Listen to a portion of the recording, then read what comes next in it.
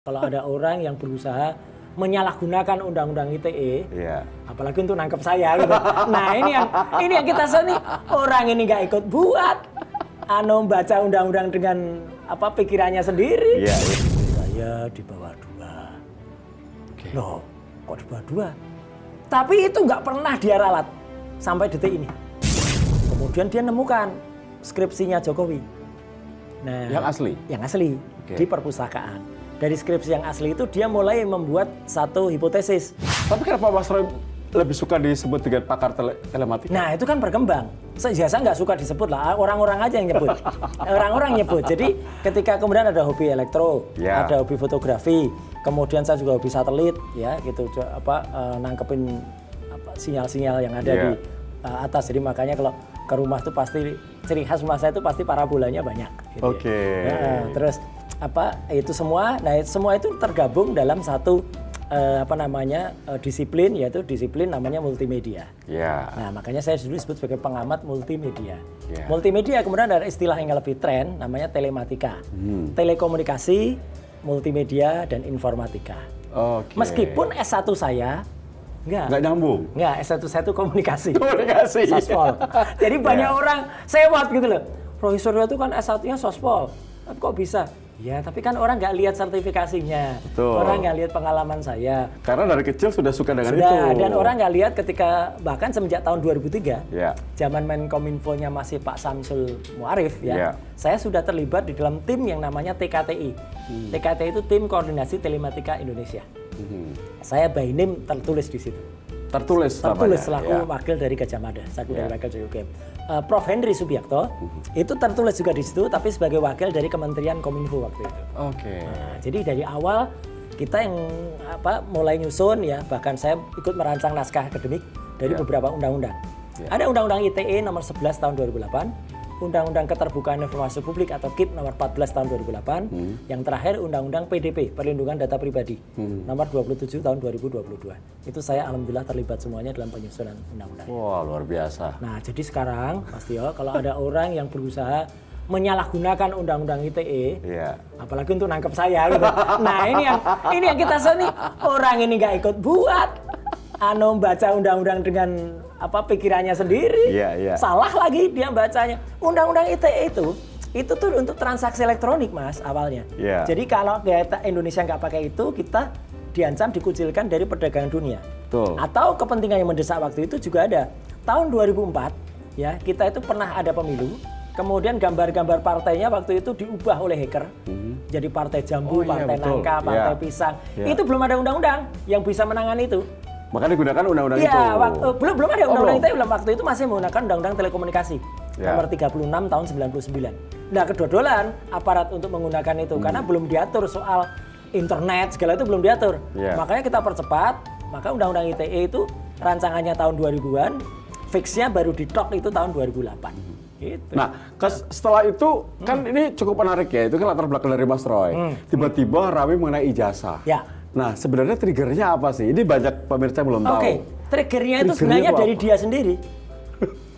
Dari Raja Palsu Solo itu. Tembok Yeru Solo. Ya, di tembok ratapan itu triggernya. Jadi tahun 2013, ini peristiwa di Jogja lagi. Di Jogja? Itu ada sebuah seminar ilmiah yang diselenggarakan di Universitas Islam Indonesia, UI. Hostnya kebetulan presenter, sekarang menjadi salah satu general manager salah satu stasiun TV besar, ya gitu. Nah, bukan sini tapi, sama, ya. Nah, jadi dia moderatori, kemudian ada Pak Syafi'i Ma'arif, Buya almarhum, ada Prof Mahfud, dan ada Jokowi. Mahfud MD. Ya, Mahfud MD. Waktu itu secara iseng Mbak Rosi lah ya gitu. Rosi nanya gitu, ini bapak-bapak kan waktu itu mau pilpres gitu. IP-nya berapa sih? Layak nggak jadi presiden? Wah, Prof Mahfud dengan bangganya mengatakan, IPK saya, IP kumulatifnya 3,4. Wah, bangga dong, di atas 3,4. Nah, Jokowi ketika ditanya, IP saya di bawah 2. Loh, kok di bawah 2? Tapi itu nggak pernah dia ralat sampai detik ini. Dan itu di seminar ilmiah loh ya. Jadi artinya kalau orang mengatakan, wah itu kan candaan, Gojek kalau kata orang Jogja Jawa, Jawa, Gojek itu candaan gitu. Candaan tidak tepat di seminar ilmiah semacam itu. Sehingga itulah yang memancing, itu dia sendiri yang memantik orang-orang yang berpikir kritis. Coba kalau IP di bawah 2, selesai nggak kuliah 5 tahun? Katanya dia selesai kuliahnya 5 tahun. Nggak selesai, Mas. Tidak. IP di bawah 2 itu maksimal ambil SKS, sistem kredit semesternya, adalah 15. Bahkan kadang-kadang dosennya kalau 12, Mas. Iya, karena 1, sekian kan IP-nya. Jadi nggak mungkin selesai dengan total kredit 160 sekian SKS dalam waktu 5 tahun. Nah, itu sudah jadi pertanyaan. Apalagi orang juga kemudian melihat track record-nya. Ya, ketika lo kok nggak pernah kelihatan ya ijazahnya, sampai akhirnya timbul korban yang namanya Gus Nur, ya, sama Pak Nursugi sama Bambang itu apa namanya yang kemudian masuk ke penjara 2 orang, ya gitu. Jadi Gus Nur sama berdua itu akhirnya masuk penjara, ya gitu. Gara-gara dia mempersoalkan itu, dan pengadilannya itu hanya menggunakan ijazah fotokopi, bukan ijazah asli. Nah, itu orang makin, nah itu sudah tahun 2022. Dan ini Mas Roy ada yang mendorong atau emang nggak ada sama sekali, sendiri. Saya sebenarnya baru tertarik itu ya, terus terang, Mas ya, aku baru tertarik neliti itu semenjak 2025. Oh, baru ya? Iya, belum lama saya. Tahun 2022 itu sebenarnya sudah pernah ada ketertarikan saya untuk neliti, tapi saya baru ya hanya memperbanding-bandingkan itu 2022. Bukan 2020. Ada orang memfitnah saya sekarang. Profesor sejak tahun 2020. Enggak, saya belum pernah ngomong tahun 2020. 2022 itu mulai ada, tapi ya itu sekedar komen aja, tapi bukan neliti. Baru setelah adanya si dokter palsu itu, Rismond, Nasiholan Sianipar M.Eng.